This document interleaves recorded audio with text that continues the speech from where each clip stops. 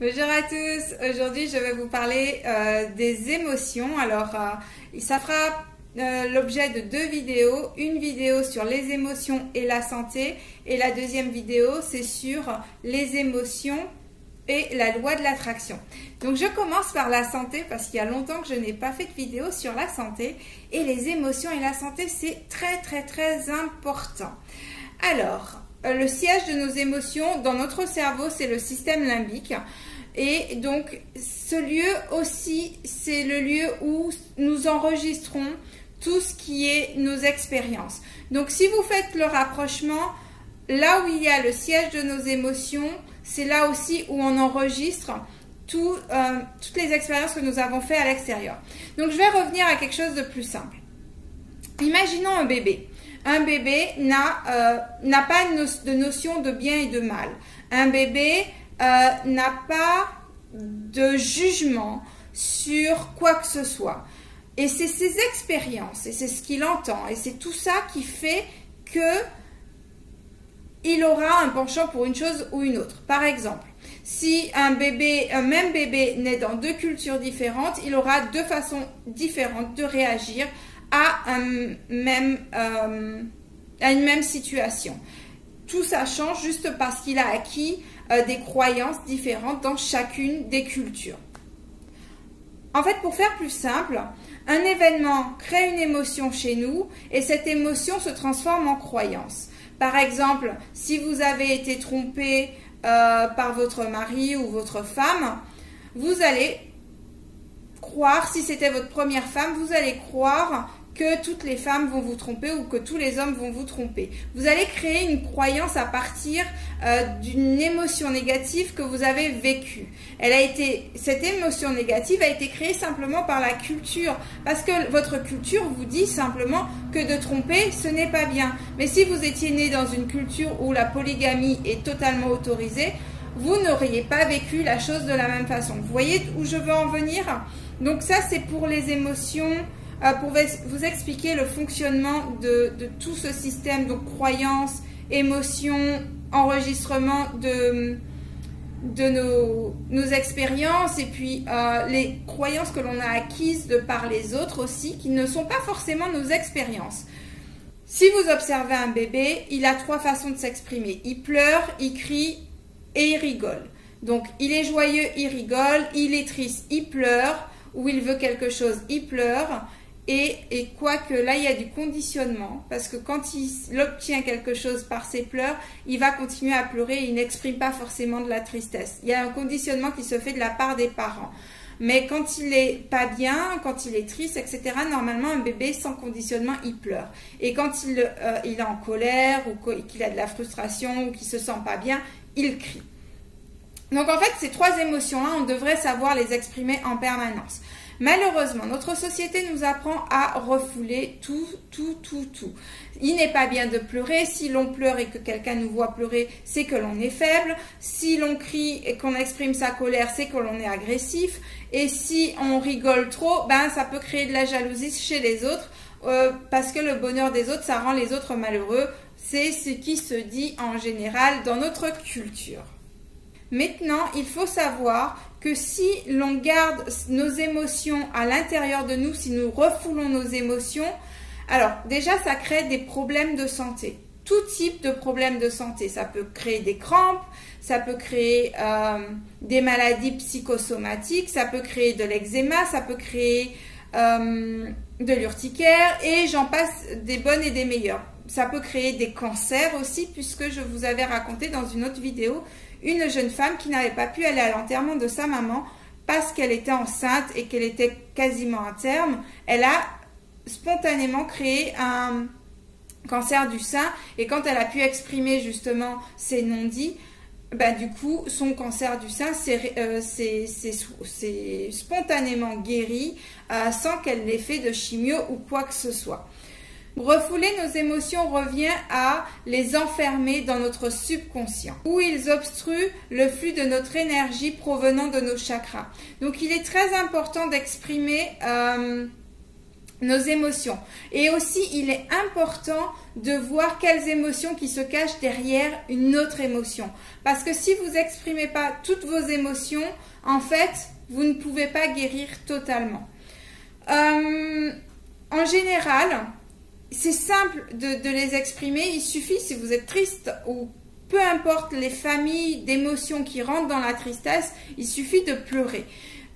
Si vous êtes en colère ou toutes les familles entrant dans la colère, il suffit de crier, de taper sur un punching ball ou voilà, d'exprimer à la personne sans agression et sans lui taper dessus, s'il vous plaît, de lui exprimer ce que vous avez sur le cœur.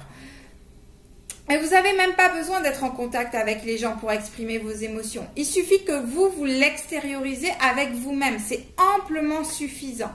Et quand vous êtes heureux, c'est de rigoler, c'est de gazouiller comme un enfant, c'est de sauter de joie, c'est de lever les bras en l'air. Et voilà, c'est exprimer tout ce que l'on a à l'intérieur de nous. Parce qu'il ne faut pas garder vos émotions. Il faut les extérioriser et puis passer à autre chose. Plus vous extériorisez, plus vous passerez à autre chose facilement en plus. Donc, je vais vous donner un exemple concret que j'ai vécu en plus il n'y a vraiment pas longtemps. Donc, j'ai perdu mon père il y a un mois de ça et donc du coup, j'ai obtenu deux maladies dues justement à mes émotions que je n'ai pas exprimées. Alors, il y en a une, c'est le chakra de la gorge qui était bloqué parce que je n'ai pas eu le temps de lui dire certaines choses avant qu'il parte. Ça, c'est encore une autre histoire. Donc, je me suis exprimée toute seule avec moi-même et depuis, mon chakra de la gorge va bien et je n'ai plus de toux et de grippe et etc. La deuxième émotion, c'est que il y a quelques années de ça, quand j'ai quitté mes parents, j'étais très heureuse de partir, c'est ce que je voulais, etc. Mais on va dire qu'il y a certaines émotions quand même s'il y avait le côté très positif, il y a d'autres émotions qui se sont cachées derrière cette joie. Donc, entre autres, par exemple, l'une de ces émotions, c'était la tristesse. Donc, quand j'ai pris l'avion, j'ai pleuré énormément, j'étais triste et j'ai exprimé cette émotion. Mais il y a une émotion que je n'avais pas découverte du tout et que je n'ai découvert que cette fois-ci, que je n'avais pas exprimée du tout. Donc, pour faire simple, quand je suis arrivée dans ma nouvelle ville, il y a quelques années de ça, j'ai développé spontanément de l'urticaire. Donc, urticaire que j'ai gardé une dizaine d'années, j'ai été voir des dermatos, etc. Ils m'ont dit que j'avais des allergies à tout, que ça servait à rien de me faire désensibiliser. J'ai pris du Zyrtec pendant une bonne dizaine d'années et finalement, j'ai travaillé sur mon subconscient et du coup, à un moment donné, je n'avais plus besoin de ce médicament. Il s'avère que quand je suis rentrée voir ma famille pour l'enterrement, etc., quand je suis revenue chez moi, j'ai à nouveau eu des crises d'urticaire, ce que je n'avais pas eu depuis quelques années. Ce que j'ai fait, c'est que j'ai fait le lien en fait tout de suite parce que c'était la deuxième fois que ça arrivait. J'ai fait le lien tout de suite avec la première fois où c'est arrivé et je me suis dit ok, c'est quand je quitte mes parents, en fait, j'ai cette émotion qui arrive. Donc peut-être que je n'ai pas assez pleuré. J'ai exprimé cette émotion et j'ai eu mes crises d'urticaire quand même. Donc du coup, je me suis dit, je me suis mise en position de méditation et j'ai médité et je me suis dit ok, on va travailler sur les émotions qui se cachent derrière. Donc je me suis mise à pleurer, j'ai versé que 3 larmes et je me suis dit d'accord, il n'y a pas de tristesse. Et en fait, du coup, je me suis dit bon, il n'y a que 3 grandes familles d'émotions. La joie, cette fois-ci, je ne l'avais pas de toute façon par rapport à tout ce qui entourait les choses. Et le dernier grand groupe de famille, c'est la colère. Je me suis dit, mais je ne peux pas éprouver de la colère, c'est pas possible, comment je peux éprouver de la colère? Et là, je sens une émotion qui m'envahit et je sens de la chaleur qui commence à monter. Et effectivement, j'avais de la colère ou de la frustration de devoir choisir entre la vie dont je rêve et mes parents. Et cette frustration, je n'arrivais pas à l'exprimer, je n'arrivais pas je ne savais même pas qu'elle existait en fait. Et du coup, j'ai pris un oreiller et j'ai crié dans mon oreiller très très très très très très très fort et jusqu'à ce que je ressente ce soulagement où mes épaules sont tombées, où j'avais plus rien à vider à l'intérieur de moi. Et eh ben, je n'ai plus de crise d'urticaire depuis ça, parce que j'ai extériorisé tout ce qu'il y avait comme frustration à l'intérieur de moi. Donc vous voyez, il est important de connaître les différentes émotions que l'on traverse par rapport à des situations particulières. Donc en fait, il faut savoir que quand vous serez sûr et certain que vous vous êtes libéré de cette émotion, qu'elle soit positive, négative, ça n'a pas d'importance, toute émotion doit être exprimée.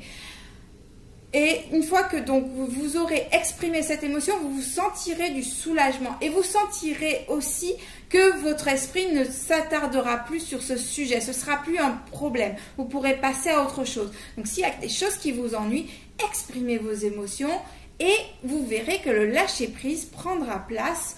C'est aussi simple que ça. Après, ce n'est pas tout. Il y a d'autres émotions qui ne rentrent pas forcément dans ces 3 groupes de famille.